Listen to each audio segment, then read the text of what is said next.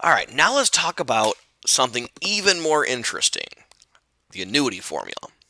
Now, this is actually a really interesting thing to look at because we've looked at compound interest previously, where you put one big lump sum of money into an account and then you get interest, the interest gets put back in the account, then you get even more interest, and that money gets put back in the account.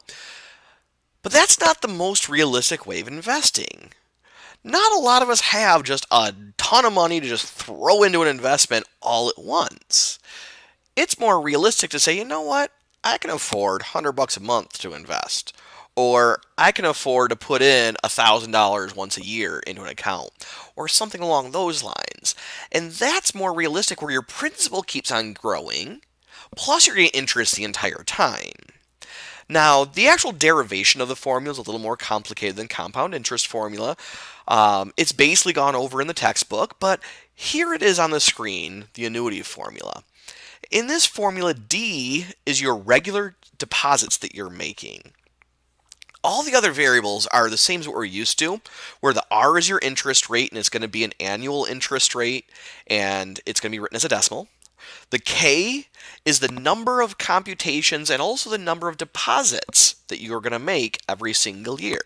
So if you're making annual deposits, then this is going to be 12, or sorry, 1 if it's annual. If it's monthly, it'll be 12. If it's quarterly, it'll be 4, etc., etc., etc. Capital N is the number of years that your money is going to sit there, and basically how many years you're going to keep on putting money into this.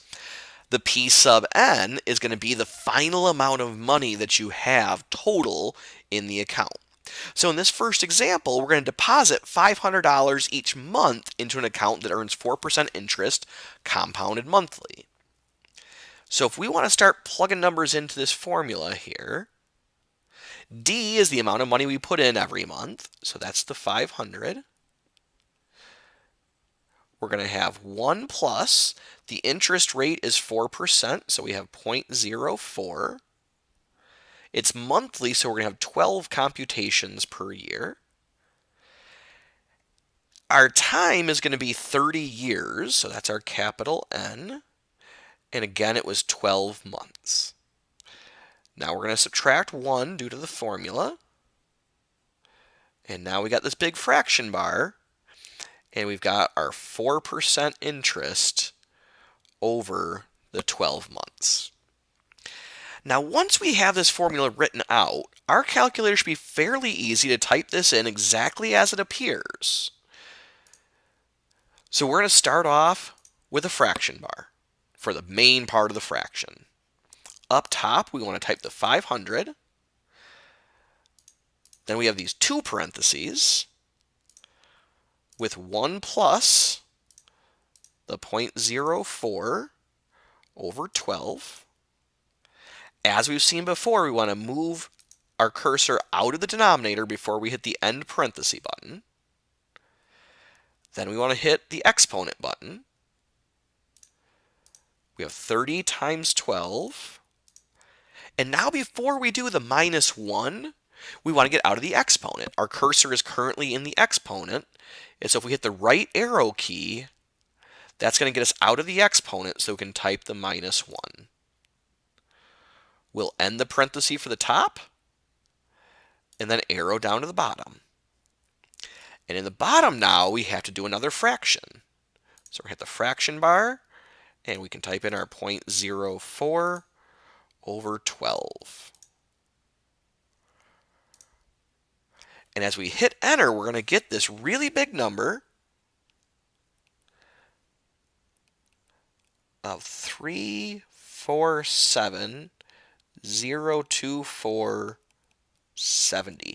So $347,000 and 24. So $347,024.70. So $500 a month for 30 years will get you this amount of money if you were making the 4% interest monthly. Now, one of the things I want to look at with this is to start looking at some follow-up questions so we can start to see how much interest and whatnot there was. So the first follow-up question, how much total money will you be putting into the account? And so what we want to look here is that we put in $500 a month. So if we multiply that by 12, that's how much money we are putting in every year. But then we did this for 30 years, so let's multiply that by 30. And so if we do 500 times 12 times 30, we get that we put in $180,000 into the account over the course of the 30 years. Not all at once. It's not like we won the lotto and had $180,000 to put in on day one, but $500 a month over time added up to $180,000 that we put in. Then the question is, how much total interest will you earn?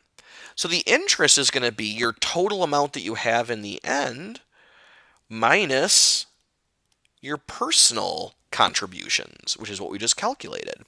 So if we just subtract the 347,000 number minus the 180,000 number, I'm going to do that off to the side. That's not a fancy calculation that you need to see. So it looks like the total interest is $167,2470 is the total amount of interest. Which is kind of cool when you think about the fact that it was only $500 a month that you were putting into this. And that's a lot of money that wasn't yours to begin with then. That you almost doubled your money. And the 4% really isn't that much if you look at if this were a stock market type thing. 4% is not the best interest rate in the world. And so you can start to see how just investing over time can be very helpful.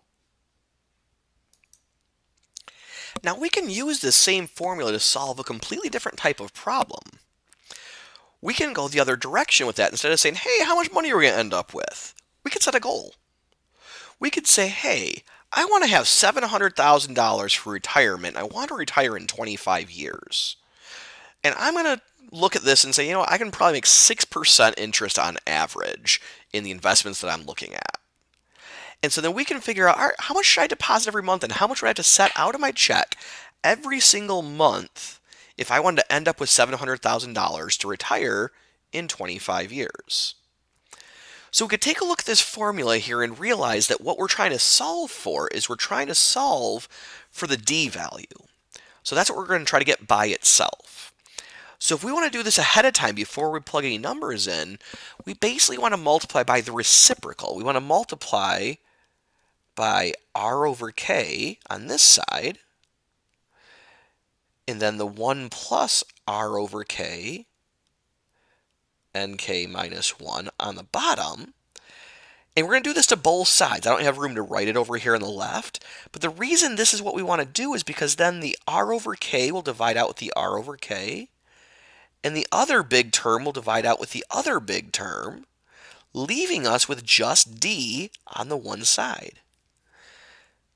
So the formula this gets us then is this gets us D by itself on the right side, and then we have P sub n times R over K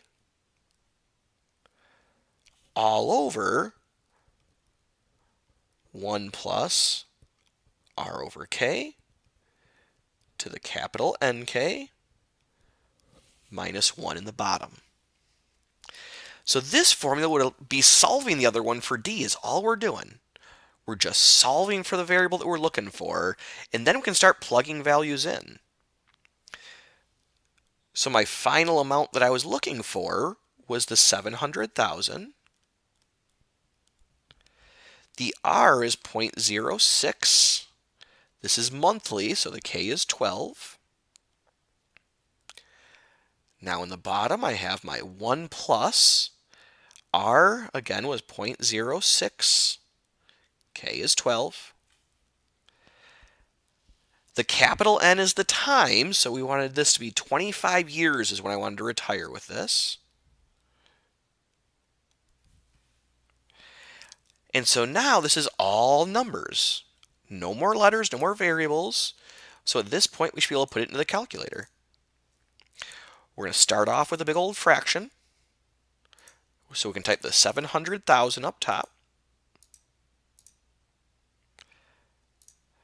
Then we're going to have this fraction of 0.06 over 12. We can arrow down to the bottom where we need a parenthesis, and then 1 plus another 0.06 over 12. This is one of those situations that we have to arrow out of the fraction so that our cursor is no longer in the bottom before we end the parenthesis. And then we have 25 times 12 in the exponent. Arrow out of the exponent so we don't have the minus 1 in the exponent. And we'll do the minus 1. And we get our answer that our regular deposits that we need to make in order to meet this goal are $1,010.11.